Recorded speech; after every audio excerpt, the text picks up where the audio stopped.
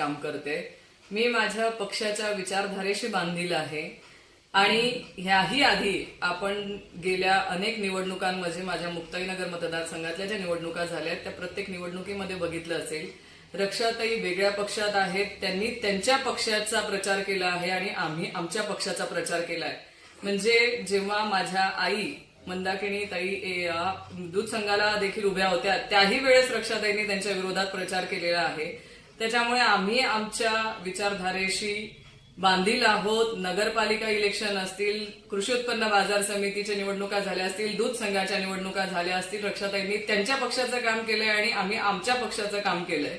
हे आधीही झालेलं आहे आणि आत्ताही मी राष्ट्रवादी काँग्रेस शरदचंद्र पवार पक्षाच्या विचारधारेवरती ठाम आहे आणि माझ्या पक्षाचीच प्रसार मी करणार आहे आणि माझ्या पक्षाचा उमेदवार निवडून आणण्यासाठी आम्ही प्रयत्न करणार आहोत.